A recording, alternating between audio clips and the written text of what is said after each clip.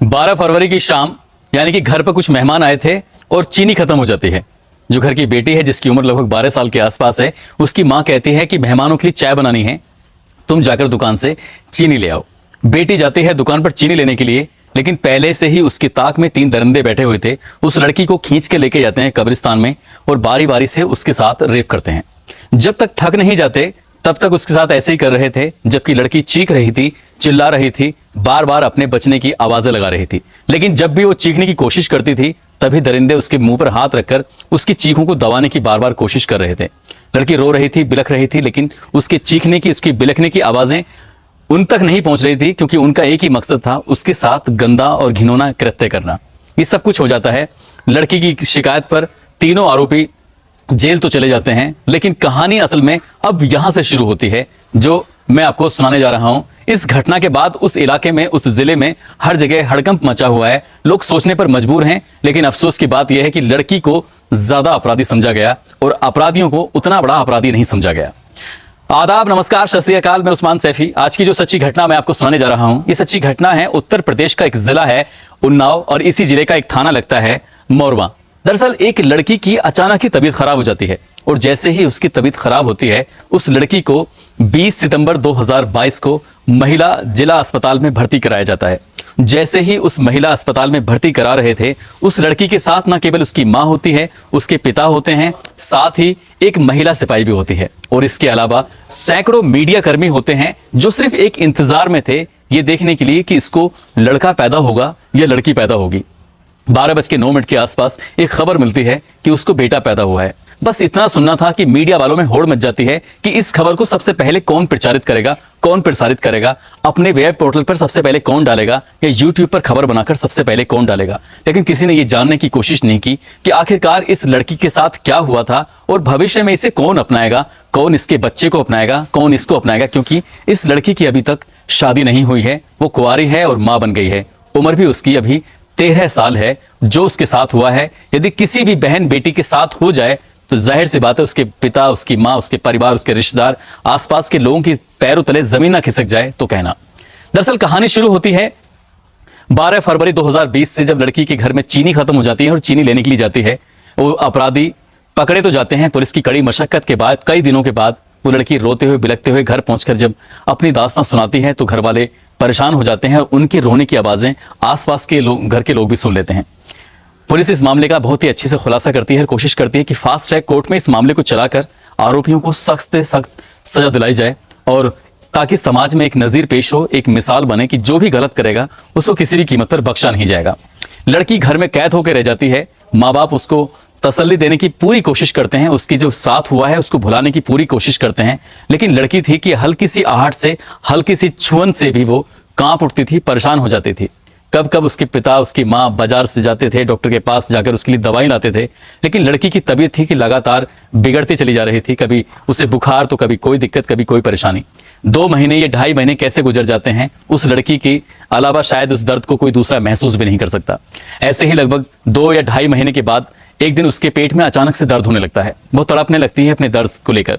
गांव का ही डॉक्टर होता है, गांव के डॉक्टर को जब उसे दिखाया जाता है तो डॉक्टर सामान्य उसको दर्द की गोली देता है और उसे कह देता है कि घर चले जाओ। ऐसा ही सिलसिला लगातार 1 महीने तक चलता रहा। जब जब उस लड़की के पेट में दर्द होता था तब तब डॉक्टर उसको पेट के दर्द की दवा देता था ताकि उसका दर्द कम हो जाए, खत्म हो जाए। लेकिन उसके पेट में एक बच्चा पल रहा था। ना इस बात की भनक उस लड़की को थी, ना उसके माता और ना ही पिता और ना ही डॉक्टर को इस बात की भनक थी। जैसे ही 4 महीने होते हैं उसके बाद ज्यादा दर्द होने लगता है, तब उस लड़की को उस गांव से शहर लेके जाया जाता है, और डॉक्टर के पास ले जाकर जब भर्ती कराते हैं तो डॉक्टर कहता है ये तो प्रेग्नेंट है, लगभग 4 महीने के आसपास की। तो माता पिता कहते हैं कि इस बेटी के साथ गंदा काम हुआ था, गलत काम हुआ था। जिन्होंने किया है उन तीनों को पुलिस ने गिरफ्तार करके जेल भेज दिया है। हमें ये बच्चा नहीं चाहिए। डॉक्टर कहता है कि यदि हमने इस बच्चे को इसके पेट से अलग किया या उसे कुछ भी इसका गर्भपात किया तो इस लड़की को हम कभी भी बचा नहीं पाएंगे, इसलिए इसको बचाने के लिए पेट में इसके बच्चा रहना बेहद जरूरी है।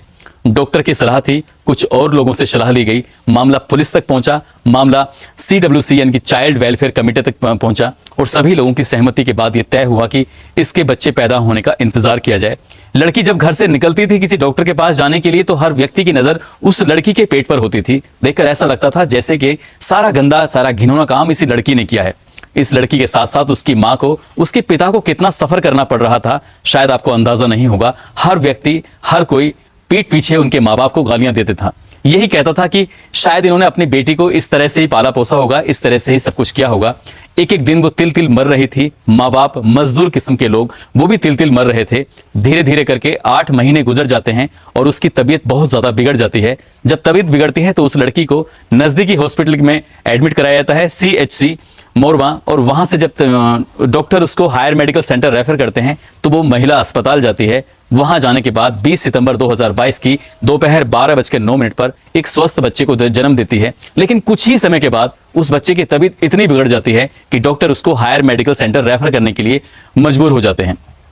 हायर मेडिकल सेंटर में उस बच्चे की हालत अभी भी ज्यादा अच्छी नहीं है, वो कानपुर में भर्ती कराया गया है। साथ ही उस लड़की की भी हालत ज्यादा अच्छी नहीं है। लेकिन पत्रकारों का सिर्फ एक ही काम था, उस लड़की के पास जाकर ये जानना कि तुम कैसी हो, ये क्या हुआ है, क्या नहीं हुआ है।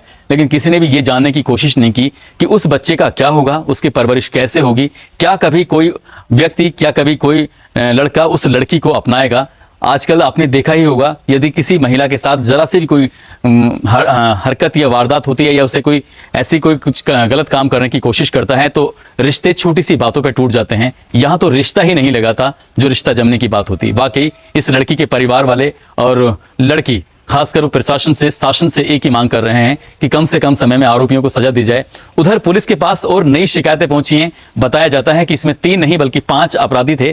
5 अपराधी कौन थे, उनका नाम भी सामने आने की बात सामने आ रही है। अब पुलिस ने एक जिम्मेदारी उठाई है कि इस बच्चे का DNA टेस्ट कराया जाएगा और DNA टेस्ट कराने के बाद चाहे लड़की का पिता हो या परिवार से जुड़े लोग हों या जिन लोगों ने उसके साथ गंदा काम किया था वो हों या नए नाम जो 2 सामने आए हैं वो हों, बहुत सारे लोगों के DNA टेस्ट उस बच्चे के DNA सैंपल से मैच कराए जाएंगे और जिसका भी सैंपल मैच करेगा उसके विरुद्ध कड़ी से कड़ी कार्रवाई करने की बात चल रही है। दोस्तों, इस घटनाक्रम को सुनाने का उद्देश्य किसी को परेशान करना नहीं है, किसी का दिल दुखाना नहीं है, बल्कि आपको जागरूक करना है, आपको सचेत करना है। जिन लड़कों ने अपराध किया था असल में वो अपराधी हैं, सजा उनको मिलनी चाहिए। लेकिन पिछले 8 महीने से या 9 महीने से उस लड़की के माता, उस लड़की के पिता और लड़की जिस तरह के समाज के आंखों के ताने, लोगों की बातें या पीठ पीछे जो उनके लिए कहा जा रहा है वो झेल रहे हैं, ऐसा नहीं होना चाहिए। बल्कि ऐसे लोगों का हम लोगों को सपोर्ट करना चाहिए, क्योंकि उस लड़की ने गलत नहीं किया था, गलत किसी और ने किया था। उस लड़की को बेवजह की जो सजा मिल रही है उसको नहीं मिलनी चाहिए और समाज का दायित्व बनता है कि ऐसे मामलों में बढ़ चढ़कर हिस्सा लेकर ऐसे लोगों की मदद करें। दोस्तों, जाते जाते कुछ लोगों का जन्मदिन है जिसमें अनुकश है, अनुकश महावर जयपुर से हैं, असलम, अतुल, अमित जो कि गाजियाबाद से हैं। इनको सभी को जन्मदिन की बहुत सारी शुभकामनाएं, बहुत बहुत मुबारकबाद। साथ ही कुछ लोगों ने नाम लेने की अपील की थी जिसमें रेहान सैफी है, सुकेश कुमार, मुकेश, चंदन सिंह, मोनू देवराज, बेबो देवराज, जीवन, शिवम, सीमा शर्मा, सफीकुल बारी, अब्दुल मलिक, सद्दाम हुसैन, मोहम्मद यासीन, अनुराग जायसवाल, तेजस मेघवाल, साबिर खान, हाफिज खान, इस्लामुद्दीन, रमन मिश्रा, आफ्ताफ आलम, वजीर अंसारी, प्रीति, मोहम्मद जैनब। इन सभी का बहुत बहुत शुक्रिया। आप सब अपना ख्याल रखें, सुरक्षित रहें। जय हिंद, जय भारत।